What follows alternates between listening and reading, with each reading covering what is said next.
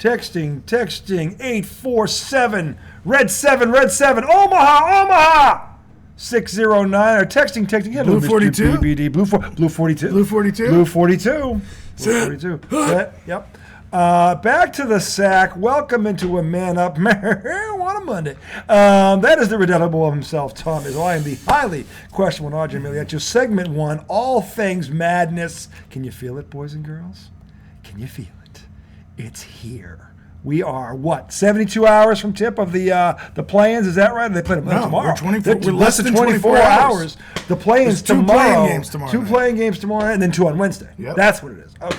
Yes. So the madness has begun. In reality, it began last week with Championship Week. We're going to start right there because the madness lived up to the hype. And if that's the prequel, I am looking forward to this because we've been talking about this year. I was saying how deep the field was, and he was saying it is kind of deep. But I counted 20 teams, and at first he thought I was off my rocker, but now he's starting to see it himself. And this is a very, very. Did I think you were off your rocker? In the beginning, you did, but then you started watching. You were like, that. There and hey, who, hey, and then literally every week, multiple ranked teams. Like, GCU could do it. Yeah, every week though, when you think about this, from the time you and I started talking about it, multiple ranked teams lost every single week to lower seeded teams or unranked teams. There were upsets every week, and I don't think it was upsets.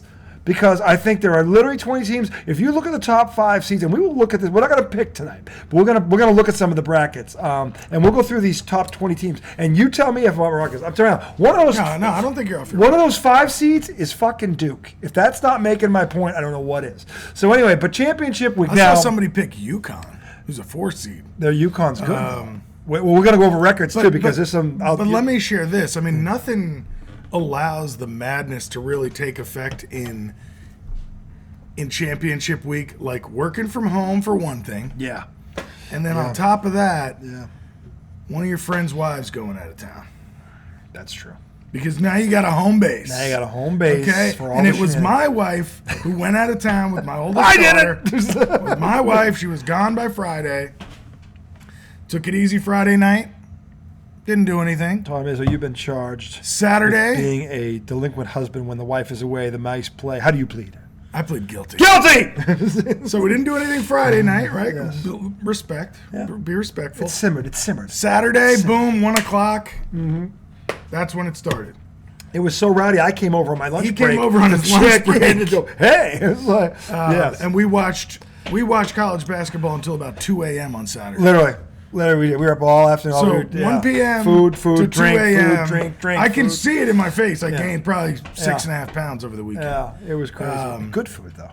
Good food. Not great food, though. No, it was solid. But when you order, it's never going to be we didn't have time to prep. Like right. you know how we do it. It's great. You know how we do it. Right. Yeah, when we roll up, listen. If we cook, nobody does it like the sack. I can tell you that right now. But we ordered it. Gourmet chefs everywhere. We had decent pizza. It was fun. The sandwich was good. I got the BLT. I didn't get a sandwich. Oh, that's right. I got the BLT. The BLT was sucking. By the time you ordered sandwiches, I'd had about 12 pieces of pizza. Dude, they did not chooch on the bacon either. They had loaded that fucker up with bacon. If you chooch on the bacon on a BLT, especially it's the star of the fucking show. You better not. No, I'm saying.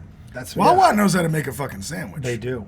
It was good. I'm telling you. Wawa. Shout out to Wawa. Shameless plug. March Madness brought to you by Wawa. Yes, And Marco's home Pizza. of the very underrated but highly capable sandwich. Now the other thing. That's right. Now the other thing that kept the madness going was new concoction that we tried. That's true. Diet Dr. Pepper cream soda. Yes. And Diet Dr. Pepper strawberries and cream. You know why I'm drinking these? We drank them all. So we drank 2 12-packs. Diet Dr. Pepper and cream soda, Diet Dr. Pepper strawberries and cream with whipped cream vodka. Yeah. And then the caramel vodka with the Diet Dr. Pepper. By the way, you called that. Might have been the best You one. called that. So he needs credit for that. He called that before it happened. I'm like, well, it could be. And I'm like, oh. It was great. I was like, holy say.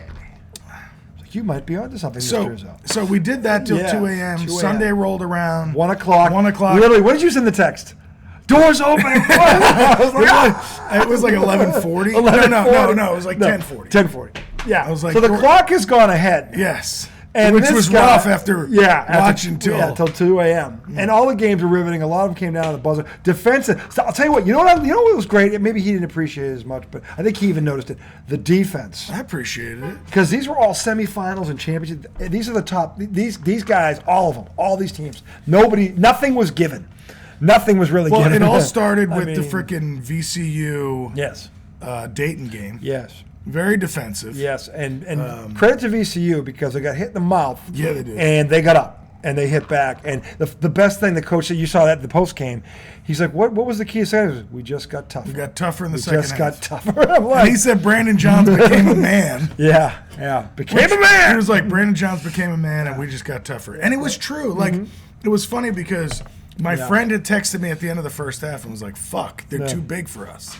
And I went to text him, they just need to be, like, stronger. But I was like, no, that's a stupid text. But it was true. It was like, you should have said, they need to get a pair of nuts. Well, like, Saka. It was like, nothing really had to change except they had to start playing a little harder, deal with the contact. And the other thing they did was spread the fuck out so that the ball could move. So I like the fact that they didn't really have the size to deal with them. But you know what they did, though? And that was the other thing. They put their head down and said, I don't give a fuck how big you are. They were penetrating. They were getting there, and they went right in. They're drawing 3 and 4. They were kicking out. I'll tell you what, this was some of the best offensive basketball. That was the funny thing about it was when they really needed to produce on offense and get good looks, they got them. And they did it, to his point, by just putting their head down like, you know what, I don't care how fucking big you are. I'm going right at you. They did not have the size to deal with them, but they fucking dealt with them. They didn't go, because when you're intimidated by a bigger team, you can see the small team just slowly gets farther and further and further away from the basket on their shots. It just slowly starts to happen because they don't want to. Penn State, and so literally that's what happened. That's what happened. And then, but anyway, and then they would sit the big guys down. By the way, we're talking about that. The poll question: Dumb or Dumber? We're gonna go to that later. But nobody brought that up today, right? Did you? I didn't hear anything. I was at work. I couldn't. I mean, they won, so it's not like. All right. But still. VCU Dayton. Anyway, that was good way to kick the day off. It was great because they fought back, and to his point, and the coach, I love how the coach is like, no, we had to get freaking tougher, and we did. And good for him, because sometimes it's not about X's and O's, it's about the way you're doing something, and kudos to those kids, because they took the coaching and said, you know what, we're not going out like this. And they did it, and I was very impressed by that, because I didn't know if they had it in them. Because everybody's got a plan until they get hit in the mouth. And they got hit in the mouth, and they hit back. And it wasn't just all threes. No. That's the thing. They went to the basket. They started driving, and the threes they were taking was off the drive, which is always a better shot. Way better shot. Because the guy collapsed the defense. Guy stepping into it, he's in motion, it's beautiful, and he's ready. It's not when he's bing, or a little off like that crap. When you watch basketball like that, it's like that's the way it's supposed to be done. That's exactly how you fucking do it. That's how you do it. And whenever the Celtics do that, they're great. Whenever they start doing this hero ball crap and one pass, then they go to shit in the handbasket. Isolation, no time on the clock. Oh, I got to shoot a three. Hero ball. You know why? Because you were pounding the ball on the ground for 20 seconds. And now you got 5, and you got to do something with it. It's fucking ridiculous. And now VCU has St. Mary's. Yes. Which we're not going to dive too deep into. We're going to do that Wednesday. Yeah, we are. But to your point, they got a shot. They do have a shot. They have a shot because the styles make fights, and when VCU plays defense like they did in that second half, okay, if you're a good defensive team, you got a shot against anybody. You just are, because you can muck up the game. You can take a team. If you're a good defensive team, you can take an opponent out of their rhythm. Their guards are strong. Yeah, and that's where VCU is very strong. They have solid 3-guard rotation, and their bigs are athletic. They get after people, and St. Mary's hasn't seen too many teams this quick on the perimeter. So yes, it's going to be an interesting matchup. We'll predict it later on, but I like VCU's chances in this game. Plus, I think they're the more physical team. I don't think St. Mary's. St. Mary's to me is more of a finesse. So team. I haven't seen pushed St. around. I haven't seen St. Mary's. I saw Gonzaga just. But earlier in the year, they beat Gonzaga at St. Mary's. Yeah, when Gonzaga was struggling, but then Gonzaga woke up. And this game is in Albany, so there's probably going to be more VCU fans. People than this is hard. They got to come across the country. St. Mary's, they got to come across the country. This helps VCU, and we're gonna look into those things. But other things from Championship Weekend. Second game. Which it was the last. I'm sorry, we're not going Purdue yet. Not yet. Second game wasn't as we didn't really pay that much attention to. Where Memphis just slapped the shit out of Houston. Here's the thing, and we remember the guard went down for Houston. This kid's a big. Did that happen in that game? No, or was it the last game? I think it was the game before. Yeah, and he didn't finish that game. It was in the second half. I think he did that. But they were ahead by a lot. I wasn't thinking about that. So anyway, but the thing is, a week before they played, and Memphis had lost at the buzzer. And when they were so Memphis, I didn't realize that. Yeah, a week before they played, and it was a game-winning. Memphis missed a chance to tie the game at the buzzer. They had the shot to tie it or win it, and they missed the shot, so they lost by 2. So I knew Memphis could hang with them anyway. And I got news for you: Memphis is winning. You know, I feel bad for them because they're in the 8-9 game, but who are they playing? Do you remember? I think it's Iowa, and I think Memphis wins that game. No, it's West Virginia, who shouldn't have gotten in, and we'll get into that in a minute, boys and girls. But anyway. So what, Memphis is what, a 6? Or no, 8-9. And 8, it's the 8-9. So Memphis is 8. And then West Virginia's 9. They're going to beat West Virginia, Yes, right? they are. Yeah, they are. West Virginia shouldn't even be in this tournament. And look, I respect Bob Huggins. That's a good coach, He's a heck of a though. coach. He's a good coach. Get you a couple He's a wins. good coach, but I got news for you. No. Penny's not on the enough. end. They don't have enough talent. That is Penny, you're right. That's Penny. I forgot Penny knows. about Penny knows what he's doing. Penny has made them a very good team in a very short amount of time. And his best recruit, Wiseman, who's in the NBA now, he had for 10 games. That's it. 10 games and he left. So Penny's done a hell of a job. Oh, that's right. Didn't something happen? He was either his academics didn't whatever it was. He was academic. I thought there was like a violation. some kind of academic violation. Oh, it was academic. Yeah. So he couldn't. I think it was academic. Maybe I don't know. Whatever. He couldn't play. He basically. I thought it might have been a recruiting violation, but Maybe it might have been that. I don't know. I thought it was an academic thing, but I don't know because they were waiting to see if they were. yeah. So Memphis, Houston, we didn't really watch. You know what I mean? Every time we looked at it, it wasn't close. Right. It was double digits pretty much the whole game. So. And what's this guy's name? Is it Vassar or Nasser? The guy who pulled his groin or something? I think it's Nasser. But Anyway, anyway, he's the best player on the team. Right? yeah, he's one of the top 2. Yeah, That's he's one tough. of the top 2. Of course, it's tough. No, absolutely. They're lucky they got a 1 seed Yeah, because now they can mow through. they'll move through first the round. the And first. maybe the kid comes back. Yeah, they can get another 2 days out of this. Yeah. At least they could probably beat the 8-9 team. I without can't too. remember who the 8-9 was in their bracket. We will look at it. I have the brackets up. But anyway, so there was that game, and then there was Duke and Virginia, and I'll tell you what, no, Duke. that was Saturday. We were talking about Saturday. Remember, we didn't do anything Friday night. We were talking about Saturday. Oh, I started with VCU, then we Dayton. went to Houston, and then we went Are you to... talking Sunday then? Yeah. Well, you said Saturday. No, I didn't. You said Saturday. It started on Saturday, that first game. You said Saturday. It's on the tape, I promise. Okay, but either way, You meant Sunday. we were talking. We were just talking about Sunday. VCU in the championship game against Dayton. Yeah. And then Houston and Memphis. That was on Sunday. Well, we've got to back up to All right, Saturday. sorry, I got ahead of myself. You did. Sunday was there for the taking. We're still going to talk about Sunday. No, we already talked about Saturday. No, we didn't even talk about Duke, Virginia. That was Saturday night. Okay, I talked about the festivities, but not the games. Duke, Virginia, We Saturday were night. sitting there talking about Sunday. I know. We were both We talking started- about Sunday. I know, because you flipped me with. And we then, started you're like, Saturday. and then there was UVA Duke, and I was like, Well, you know oh, why? Because it was a conference championship game, but instead it was played Saturday night. So yes, That's the let's difference. discuss. That's the thing. And UCLA, Arizona as well. So I mean, they were both. Listen. So the thing is, Duke has been steadily going this way for about a month and a half now. And What have they won, 9? 9 in a row, and every win has been more convincing than the previous Your one. boy Shia. John Shire, kudos to him. I'll tell you what, when they struggled in the middle, that team could have gone south. And for a rookie head coach to keep that team together with all those young kids, they're falling apart. And the other thing he did was here's the other thing that the people didn't know. Here's fun fact number 1 for the evening. People didn't know that Duke wasn't healthy almost half the season. They didn't have their full complement of players. And when they did, this is what I found out just last night rather. Duke, with their full starting 8 rotations of it, is 17-1. Think about that. The one loss was by 5 at Kansas. Didn't you say they've won every game on their home floor this year? They're 15-0 at home. No other young teams went undefeated at Didn't we home. hear that that's the first ACC coach to ever do that. Not Dean Smith, not Krzyzewski. Okay. Think now, about this. Hold on. What? Some of that has to do with the conference. Some. Still amazing because whoever's atop the ACC is fucking good. In a bad year, let's call this a bad Yes. year, where Carolina, who was preseason number 1, we'll talk about In a that. bad year, that's still a great That's still conference. they should have got 6 in. Clemson got fucked. Clemson should have been in. They got 5. They should have got 6 in a bad year. And if here's the What thing. about Carolina? No, they should have done it. No. They have too many. You look at the losses they have. Louisville's a 4-win team. No. It's a division matchup. It's a 4-win team. I'm just fucking around. The thing is, they had 4 starters back from that team. What we found out over the course of the season was the 2 guys they lost that were really good were both shooters, and they never really replaced the shooters. Carolina could not shoot. That killed them because people figured out once they did, they packed in the paint, and that was the end of Carolina. That was the end of them. I mean, they tried to get it out to the end. They had some quality wins down the stretch, but Duke beat them twice in the span, and Carolina needed both games. Duke, with a less experienced team, beat them twice in the span of 10 days. So, and Carolina was desperate. So, and Virginia, who, by the way, is going to people aren't giving them enough credit. They're sleeping on Virginia. They beat Carolina convincingly.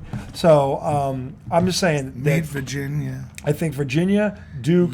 Well, people are talking about Duke now because of this where they got seeded. But Miami and Virginia are no joke.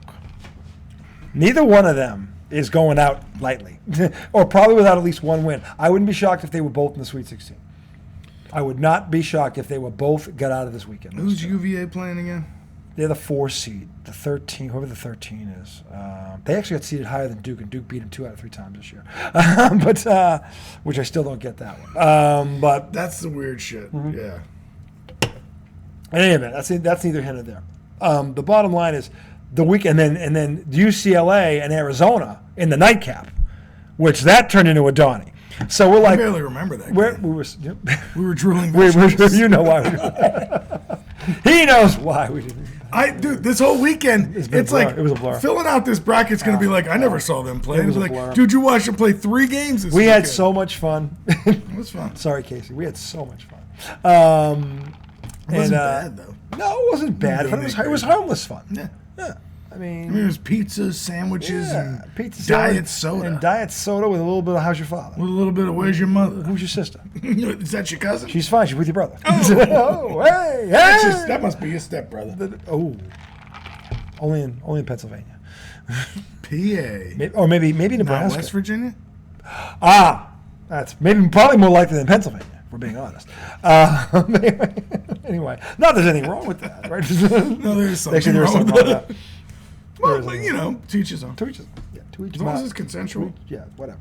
But anyway, so then, UCLA and Arizona. We just condoned. Yeah, we did. Incest. It's terrible. Consensual. God, it's terrible. I can't even unhear it now. But anyway, then UCLA and Arizona closed it out, and they had a Donnie. That's a rivalry again. Kudos to those 2 teams because they're both seated very high. They both got 2 seeds, both of them, and deservingly so because they were both in the top 10 all year. So the Pac-10 may not be at the bottom, but I'd say they're top. At the top, they're good. They're very good. UCLA did lose the Defensive Player of the Year in the Pac-10. I know. Or Pac. Are they Pac-10. Pac-10. Yeah. Who's Pac-12? I'm sorry, they are the Pac-12. The Pac-10 is, the Big Ten. You're thinking Big Ten because the Pac-12 is the Pacific. So there's no Pac-10. There was. Pac-12. It's now 12 now. They increased it because they had. And that's USC, Oregon, all those teams. Yeah, Washington State, Arizona. Colorado. Yeah, those teams. Arizona State. Yeah, with Hurley, who's in there also. He's in a play-in, isn't he? Yeah, they got robbed because in the last 2 weeks they beat both Arizona and UCLA. How the fuck are they? This is what I'm talking about. We gotta a lot of weird shit. That doesn't make sense. No, that's about the 4th thing in the past that didn't make sense. 10 teams around the country that could say that. I'm saying in the last month, who has UNC beat? If I'm looking, UNC didn't get in though. Right? I know. They shouldn't have got in. But I'm saying you could probably say in the past month. I'll tell you what I would have said. I would have taken them over West Virginia. West Virginia does not belong in this tournament. And I say that with all due respect to Bob Huggins because I'm a big fan of his. But that team, it was the definition of mediocre all year long. I think Rutgers should be in. That's another one. Some games with Rutgers. Rutgers and Clemson both have a legit case. Clemson beat Duke and Virginia. Yeah.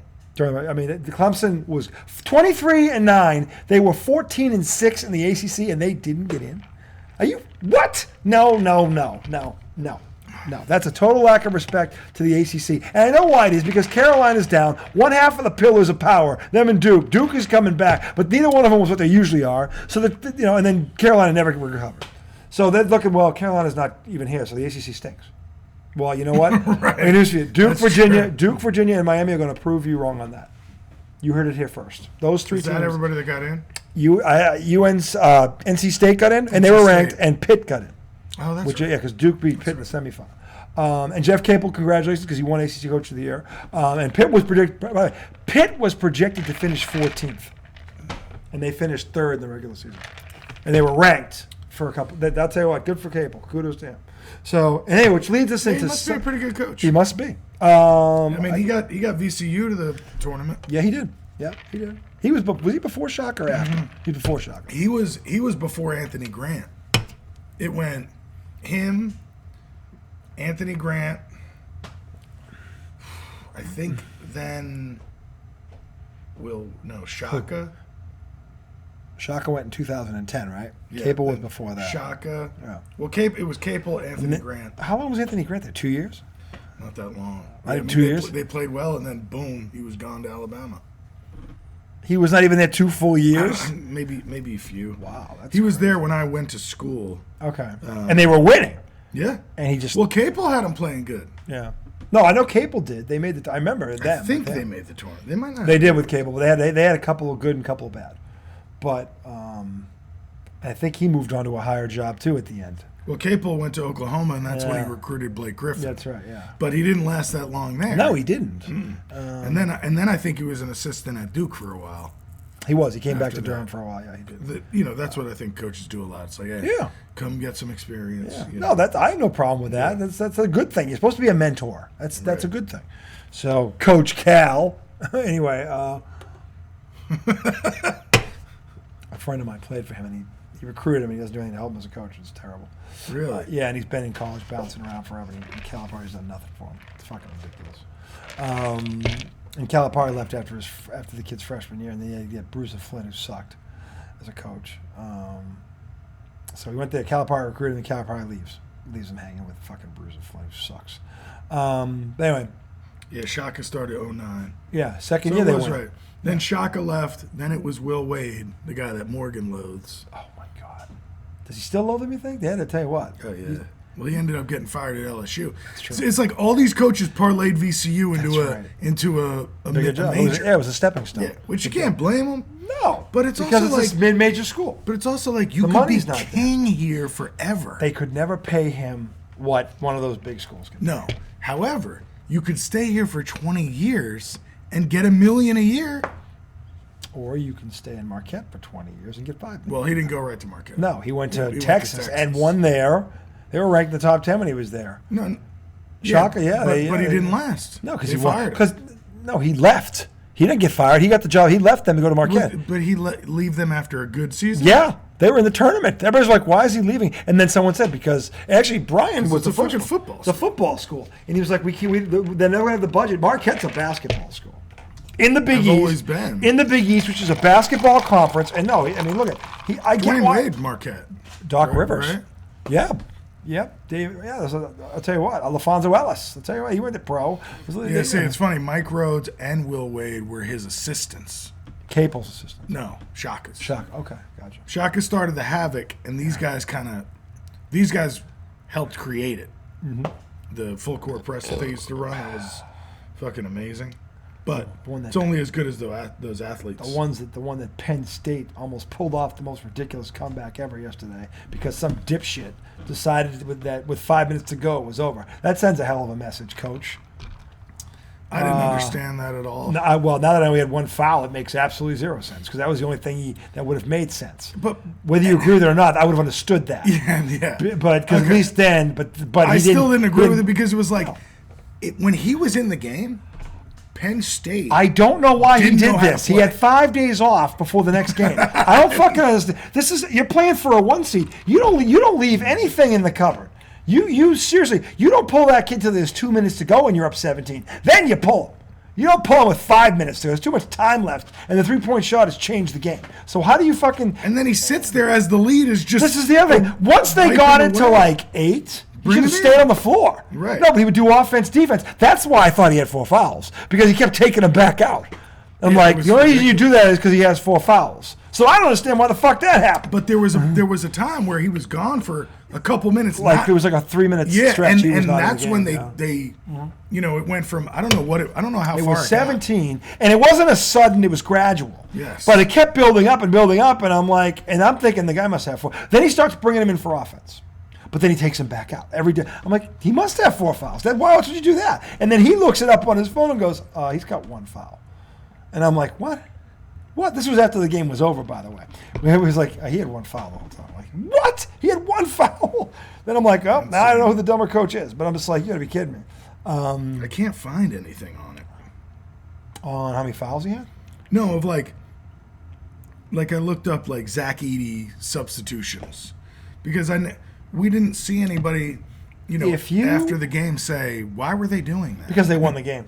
If they had lost, that would have come up. But I mean, it went from 17 to fucking 1. 1. And they could have won. And by the way, it was 2, and Penn State had the ball. If that coach didn't fuck up even worse, by the way. What was the end of the play?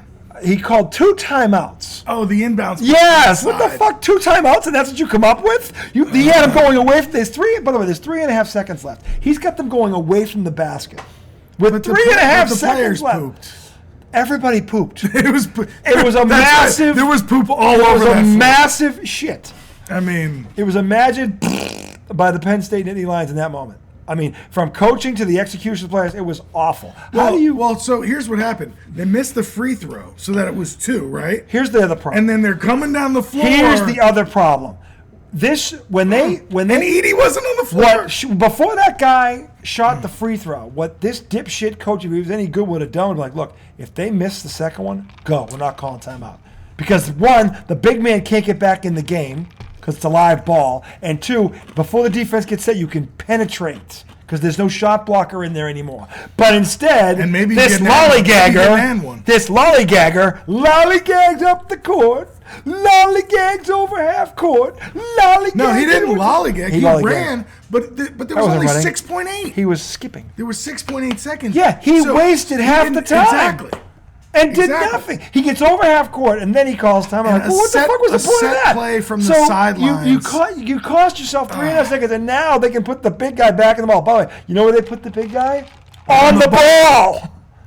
Which is why that pass went, and he chose to throw over him. I know. Which was even dumber. What's the thing you do to a guy that's 7'3"? Ball fake high and throw bounce pass. But you ball fake to get him in the air and you do it. Yeah. No, there was none of that. It's over the head and the guy's arms are up. Now you go below him. Before the free throw is taken and missed, a good coach is telling his point guard, here's what's happening. If they make it, call timeout. Don't fuck around. If they miss it, go. Go. Okay, because now they have just see what happens. Yeah, just see what happens. Because they have no set defense. The big man is on the bench. They can't get him make his live ball. So there's no one to protect the rim if you beat your guy. Yep. And by the way, you know where Purdue is weak? On the perimeter, they're slow. They are slow. Which why the fuck at the very least you get a wide open 3 or layup. Yeah, exactly. Because there's nobody in the paint. All you need, and by the way, you only need 2. You're down 2. I know. So where was the coaching on that? Because this kid prances up the court like he doesn't know what to do because he didn't. He ran and called the timeout. It was just terrible. It was almost like that's what terrible coaching he was told to do. Terrible coaching. But the fact that you think you're going to get a better shot off a set play, and then with the 7-footer on the ball, and then not that he knew that he lets Purdue come out with the 7-footer. Duh. He sees them. Oh, they're gonna do that. Then he calls a second timeout. So he had 2 timeouts to figure this out, and he fucked it up twice, okay? You know what this is a product of? Bad coaching. Yes, but this type of shit, this overcoaching, micromanagement, some of it has to do with how many timeouts they get. I think in the last, you should have to use all but 1 timeout by like the last 5 minutes of a game. Because this whole... we're going to call 3 fucking timeouts in the last minute is stupid. I mean, let them fucking play. The funny thing is, Purdue comes out of timeout and Purdue doesn't change what they're doing on defense. Like, yeah, you saw it. You got to do anything about it. Maybe he calls the timeout and goes, hey, we're going to pretend that we're switching our play. And they're going to change their whole defense up. Yeah. And he comes out and he goes, oh shit. They didn't bite. Abort. Call! We have no timeouts! Damn it! Call a timeout! I gotta poop! But anyway. Don't you think that, like, too many times. And because he was so stupid, he let the other bonehead off the hook who benched his best player. That's what I'm saying. I'm going, who's Dumb and Dumber tomorrow night on? Who was dumber? You decide, man. Was it the Purdue head coach who thought over 5 minutes ago, we should take our best player out with one foul? Let's not put these guys away. Now let's give them a glimmer of hope and see what happens. Or Dower, who doesn't call it, who doesn't do anything right before the fucking foul shot goes up. He doesn't tell them what to do in either scenario. And then the other kid goes up, calls the timeout at half court, which allows Purdue to set their defense and bring the big man back in. Then he calls timeout again when he thinks, I got to step on him, and Purdue comes out in the same fucking defense. And the play does not work. The play does play. It's a over the top of a 7-3 guy. It's a comedy into 3 people. That play is a comedy of errors in and of itself. Into 3 people. The guy actually did catch the ball. Yeah, and then he passed it to the other guy. Bumbleina. It was Bumbleina. It was terrible. You know why? It was a bad ending. Because the thing is, first of all, what you should have had, if you're going to throw that pass, it's a backdoor cut to the hoop because you're only down 2. It's not back up for a 3. No. That's fucking. And the big man was out on the ball, so he's not in the paint. It's one pass and cut it because the big man's not going to get from the out of bounds play. It's one pass, backdoor cut before he can recover and get in the paint. So you get a clean look. That's if you're going to do that, that's what you do. Not whatever the fuck that was. But it was also one of those things where he had a guy initially open, not close to the bat. I mean, it wouldn't have been a great, but the guy was open. He was open. The first guy was open. Yeah. And then he throws it into a scrum of people. Yeah. It's a miracle. The first guy caught it. I know. It's a miracle he caught it. And it's like, I hate that it ended like that because they fought their ass off. They came all the way back. To get back. I'll tell you, when they put that press on, they crushed them. And that's the other thing. Where the fuck was this press the whole goddamn game? Like, why are you waiting? Like, they were down big for a while. Yeah, where was this press? Yeah. Why 5 minutes to go? Let's put it on now. I mean, because the thing is, with the big man coming out of the game, that would be the time not to press because now they got another ball handler out there. But what do? They reverse it. They fucking, what the fuck are you doing? Because I'm like the whole time, like, they could have done this the whole fucking game. You're like, what do I see? Ball handlers? Yeah. Press! Under the guards? Full court, man. It did work. Because when the big guy was in, they could just go, oh shit. And throw over it. Yeah, he was, I'm saying. But the thing was, where was that press? The whole game. We didn't see it till the end of the game. I'm like, and the thing is, everybody coming into that game said the same thing. Penn State has the more athletic, quicker backcourt. So everybody knew that if it came down to that, well, doesn't that tell you, I guess, and again, the Lakers, this is why the Lakers and the Celtics in the 80s were awesome, because you had the best half-court team ever against the best fast break team. It was a contracting style, which could get the other to do what they wanted to do. So LA was always trying to speed Boston up, and Boston was always trying to slow LA down. It was fucking amazing. And that's what was going on there. It's like, so, or at least that's what should have been going on, because if I'm Penn State, I know my guards are better. I'm in their face. You actually made a comment about the 94 man-to-man thing. I forget what game we were watching. Actually, we were watching VCU. Yeah, you said the night. I said I love when they play full Penn court. State didn't even do that until and they should have at least bother them. Get in there, Like if you're losing, what are we doing out here? When the reason the 80s, because and the Bulls were good with Jordan and Pippen, and the Celtics with DJ and freaking what's his name there, Kevin McHale. They had defenders that could back you up. Like instead of you catching the ball at 15 feet, you're catching the ball at 19 feet. Instead of you catching the ball at 19 feet, you're catching it at 22 feet. We were screaming that all day. And if Penn State had just done that, push them out now. Literally, Purdue was allowed, remember this? Every play to walk into a comfort zone. There was never any contestant of the pass and get it into the big guy. That kid's good. He's good. He catches the ball. He keeps the ball high. He has great footwork. Yeah. And he's got a jump hook. He's got a jump shot. He's got touch. He's touch. Yeah, he's a good foul shooter. Yeah. I mean, this kid, I don't know how many teams are going to pass on him, but you'd be foolish to. Yeah. You'd be foolish to, because he's a ball player. Yeah. He's a ball player. And he can always add the three-point shot. He has the game that most of the other guys don't have in the pros Even already. if he's not going to come in and be this dominant starting center. No, but he'll be good. But yeah. He'll be good. Definitely. He'll be good because he can shoot over everybody, and he's got touch, to your point.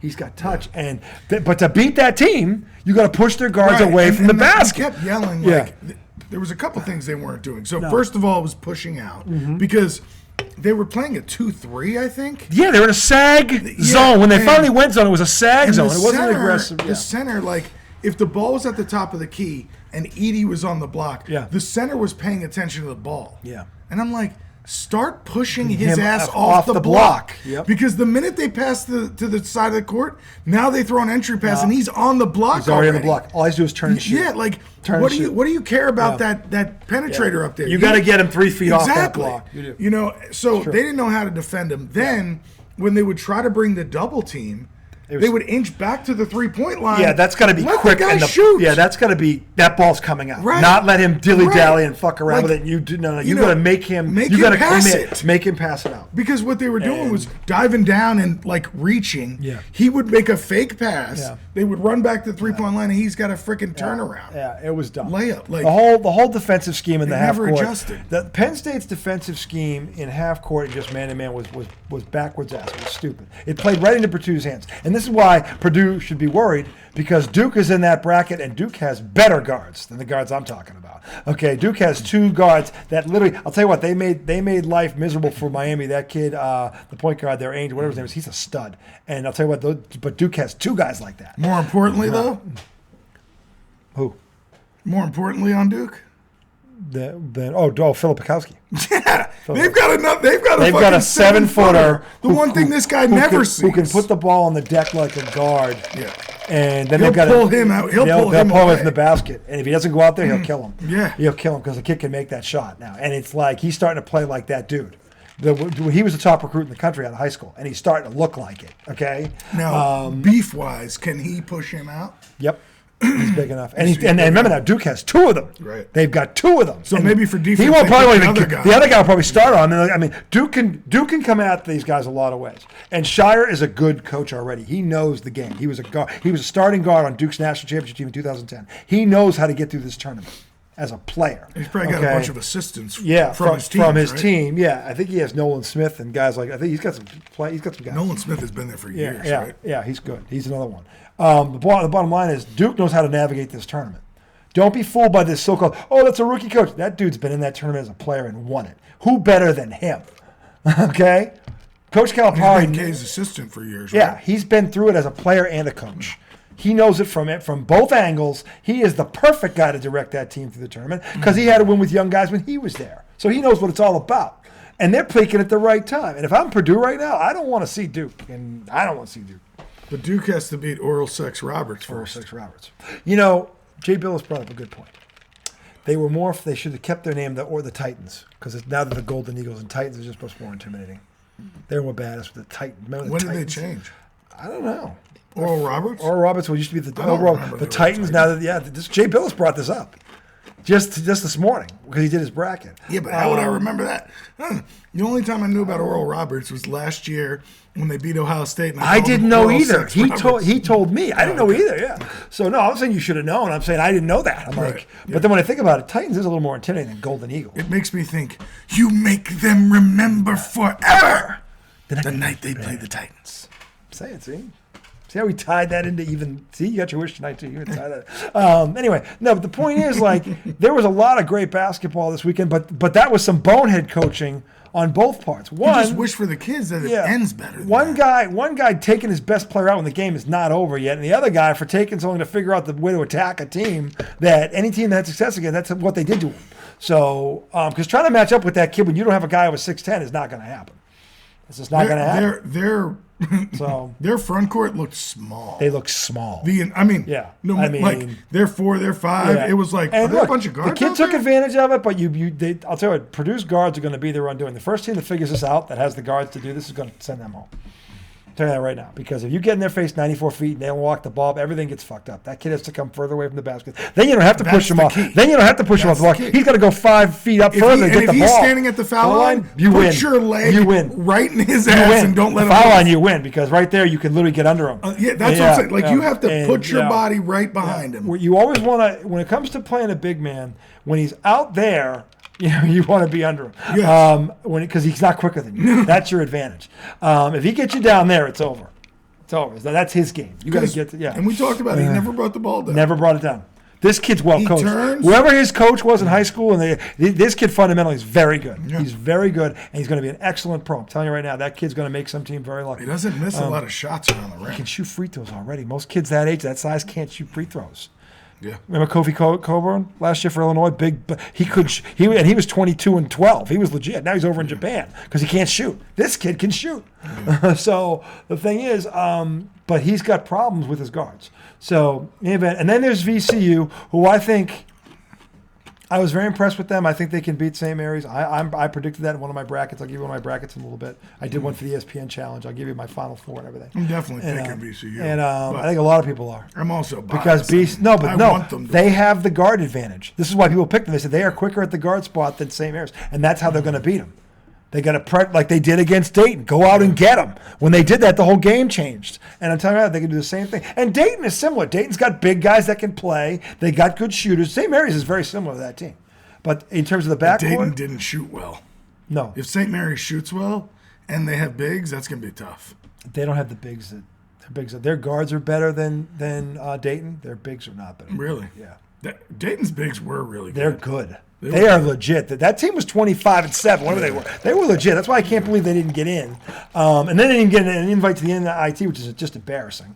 The league. I mean, whoever thought of that? Fordham didn't get it. Yeah, Fordham was 20. Snubs. Yeah, Snubs. Well, I thought Dayton should have gotten the tournament number one. That's snub number one. Start right there. Start right there. They got snubbed. Well, we were talking about that this whole week. I had been saying they're saying VCU's not getting in if they don't win, and he kept saying, so you're telling me the A10's getting one team in? Yeah, which is bullshit. And I was like, it seems like it. Look, let's be honest. The Big 12, the Big, whatever the fuck you call them out there, what they keep changing, the Big 10, got 2 or 3 teams they shouldn't have got.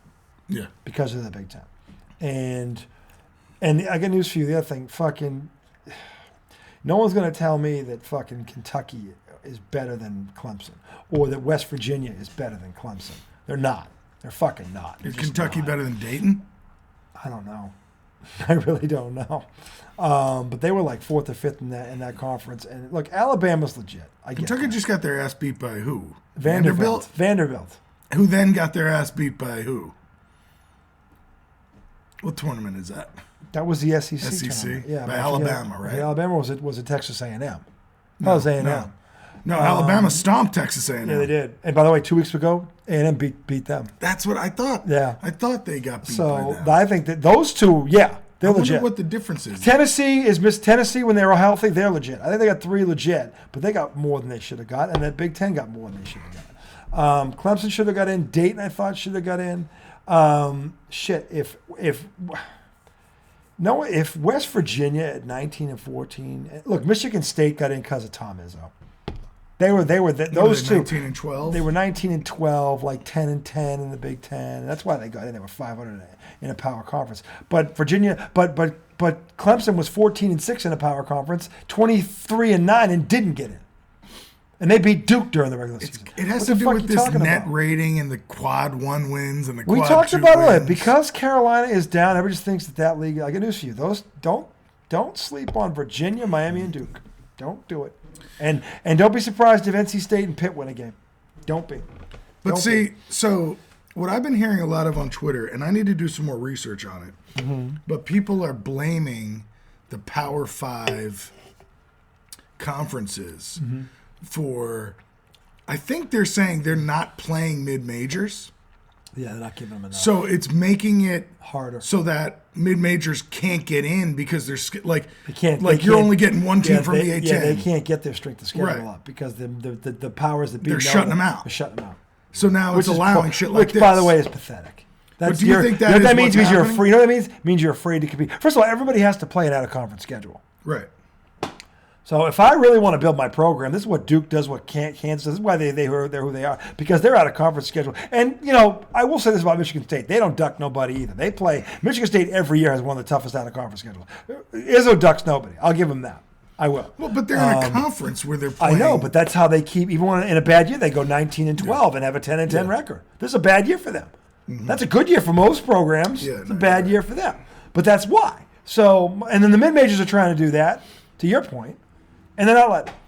But what also happens is you should make it mandatory. Like VCU used to play UVA every year, and they would just switch. Yeah. But UVA doesn't play them anymore because it's not worth it to them.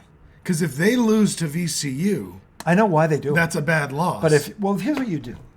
And again, not everybody. But it shouldn't be a bad loss. It's a Division I team, right? that has maybe upper class. Maybe they got 3 seniors and a junior. You got 4 freshmen and a sophomore. How's that? That's not you're not favored in that game. That's just talent again. But these guys are men. You're kids still. So Because I love seeing that game. Yeah. Sometimes it's in Richmond. Sometimes it's in Charlottesville. Yeah. That's a good game. They've had good games. They should have Virginia Tech and Virginia, and like Boston does the bean pot for hockey. They're all differently, but they have BC, BU, Harvard, and what's the third one? BC, BU, Harvard, and Northeastern. Virginia should have their classic where they do UVA, Virginia Tech, Richmond, and fucking VCU every year. Do the classic in the city. Make it like a fucking holiday. I'll tell you, you know how much fucking money they'd do there? Yeah. That'd be fucking awesome if they did that. And by the way, that would build all the programs. Everybody play everybody? Yep, everybody plays everybody. It's right, yeah, it's cool. And, so it's like beginning of the year? You can do it. Well, the bean pot, they do it like at the Christmas break. They do it, I think. So you could do it. Because at the beginning of the year they have like those invitationals where like Big Ten, ACC Challenge. Yeah. Yeah.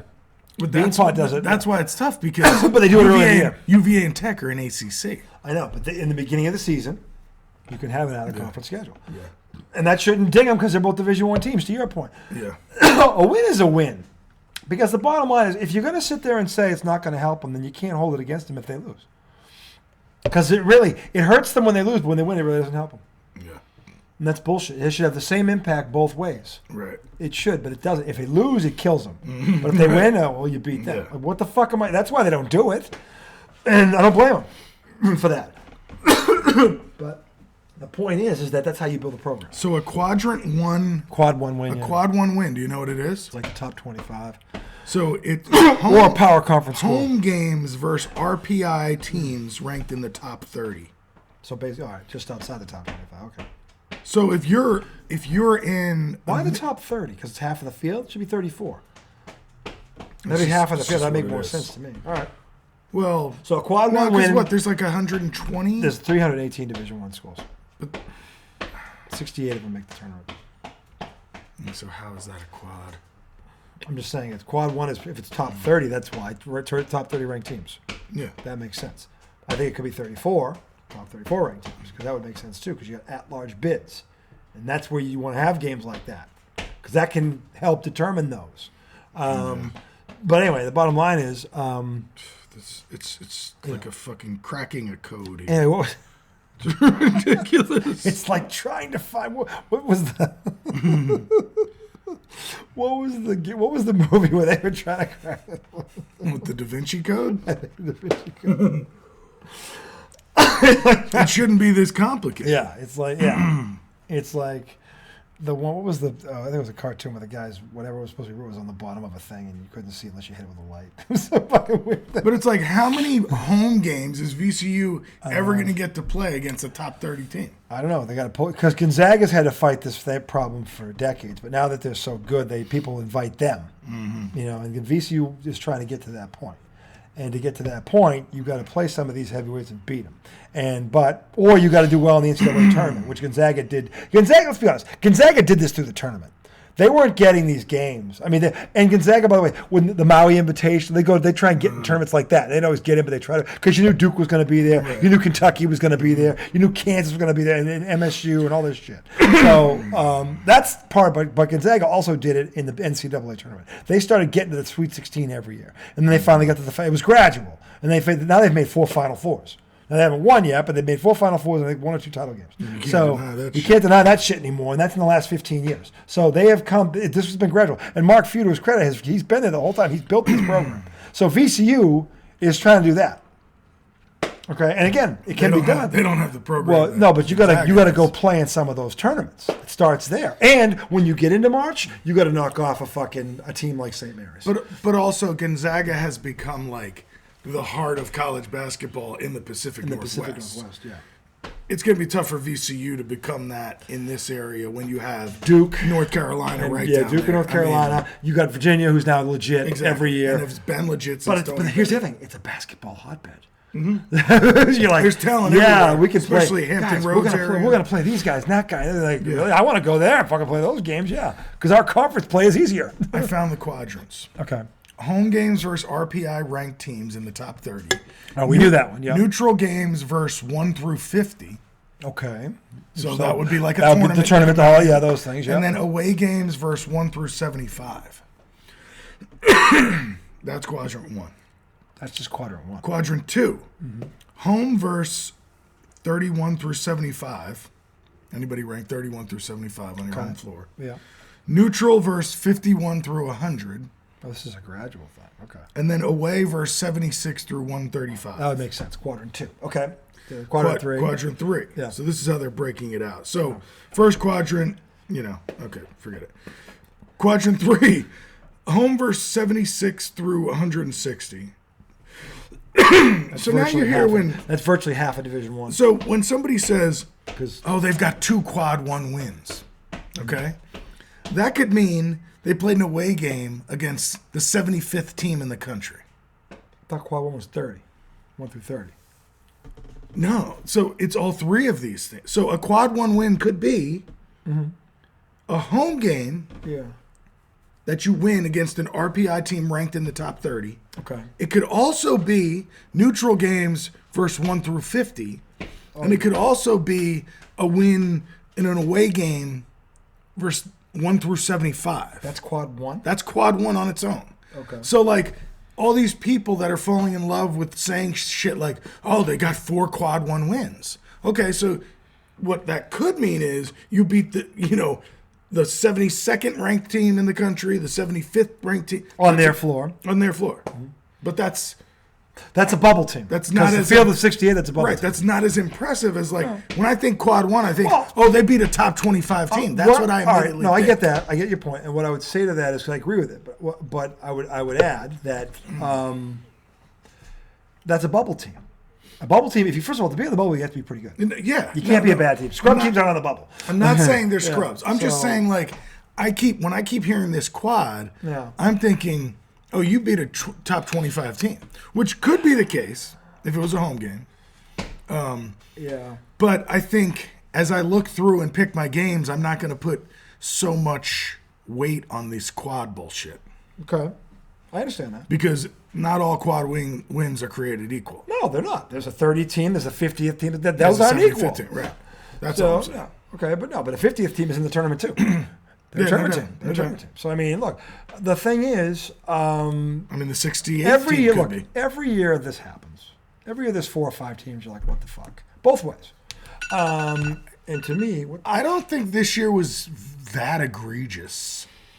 There's been years before where I was like, are you kidding me? Off the top of my head, without really thinking about it, Clemson, Wake Forest, Dayton, UMass Lowell, who was 26-7, and then there was another one, Yale, who was very good, and Yale's out-of-conference schedule was very impressive. Has the Ivy League ever gotten to? Yeah, they have actually. Princeton and Brown went. There was them one year, and it was BU and Northeastern went one year. Okay, so this is a long time ago. Yeah, but it's happened. The bottom line is... But it doesn't happen. No, it doesn't happen often, but it does happen. But the bottom line is when you look at their record and you look at the parity across college basketball this year, because that's the thing. We don't need to see 2 Ivy League teams. I know. If you've seen those 2 teams play, they're good. They're Division I. And by the way, how cool would it be? What if Yale knocked off like a fucking Kentucky? You would fucking love that? Yes, you would. I hate white teams. Actually, he said it, America. Actually, those teams aren't white. Actually, I stand corrected on that. What, I already admitted this. Bomani Jones pointed this out to me. That was Duke. Right, but it's the whiteness of Duke. And I grew up loving hip hop and black culture. That's terrible. But Bomani Jones called it out, and I was like, he's right. Because he was like, why do I hate Duke? He's like, I don't even know why I hate Duke. Because they're white and they beat me. Right. And I can't take it. And I always related the black culture. That's why you hate Larry Bird, because he would kick your ass. That's why you made that stupid comment about Durant, because Bird would wipe his ass with you, and that's why. Durant will cook. Yeah, I'll go with that. Let me go grab the preeminent. That wasn't Bomani. It wasn't. It was Dominic. It was Dominic Foxworthy. Yeah, that's Foxworthy. I'm talking about Bomani. Yeah, Bomani is true. Actually, Bomani didn't say he's not that stupid. No. Yeah, Foxworth said that to fuck with what's his face. I'm convinced of that. He can't be that stupid. He can't be that stupid. But anyway, the bottom line is, no, this is why they call it March Madness, because every Monday, everybody's like, why? How did they not get in? And how did they win? And how did they get in? No way to do it perfectly. Yeah, it's not exact science. But let's be honest here. We're not talking about 1s and 2s and 4s here. We're talking about 16s and 17s and whatever. Right. Play-ins and 14s, that shit. Yeah. So, because those teams that got in, that's where they would have been anyway. We're talking about like the 60th team. That's not 55th. true. Although Clemson probably would have been higher than a 10 seed because they're ACC. Clemson would have been higher than a 10 seed. I don't think Dayton would have been, but Dayton was a good team. They were a legitimately good team. They had good bigs, they had good guard. Dayton was a good basketball team. And they had a really good record. So, to me, them and UConn were the two worst ones. Wake Forest was right there. No, UConn's in there. I mean Clemson. Were the two biggest ones. And then the two that got in that I can't still, I get why the second one happened, but West Virginia, no. West Virginia is not better than Dayton. No. And they're not better than Clemson either. You think they got a shot to win the first round? Nope. Who are they playing again? They're playing Memphis. That's the 8-9 game. Penny. That's the only reason I think because they play. And that's the other thing. How does a 19 and 14 team get a 9 seed? How are you that high? If you're in, you're a 13. Right. You're a 14. You're not 9. VCU had what, 26? Yeah, and they're a 12 seed. They're 12. This team has 19 and stunk, and they're 9th. The fuck you looking at? You're a fucking break. Now, That's West ridiculous. Virginia, are they in the Big East? They're in the Big 10 or the Big 12. Oh, they moved. Yeah, they're in a power conference. That's why. Okay. That's exactly why. I mean, I bet they got a lot of quad wins. They got those quad wins. They got a lot of those quad 3s and quad 4s. Quad 2s. They got a lot of quad 2s and a good amount of quad 3s. You slip in a quad for me 1 and here you go. I think they got the double quad win. Double quad. They got 2 double quads. Fucking ridiculous. Hey. Fucking ridiculous. Bob, And I like Bob Huggins. Huggy Bear. Huggy Bear's got, you got the triple quad. I like Bob Huggins. I do.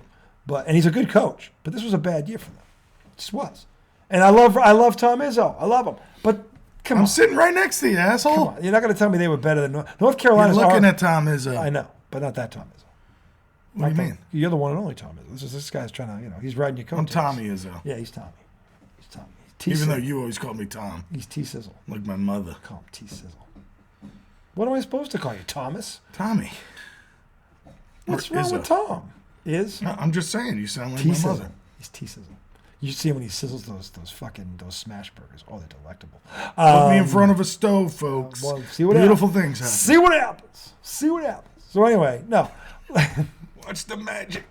So anyway, we're gonna end that. Yeah, we're gonna end segment 1 on this one. We'll come back. Segment 2. Free agency technically is Wednesday, but things happen today. Tampering day. Today is tampering day. Isn't it? Tampering day happened. And Aaron Rodgers, get the fuck. I can't. You know what? We're gonna save this. All right. We're gonna save. We gotta check Twitter. Something might happen. Check Twitter. Gotta find Joe Boo and Yoda. Yeah, we definitely gotta. See you on the other side, soldier. See you on the battlefield, soldier. Can I talk to you, Mr. Boo? Mr. Boo, line 1.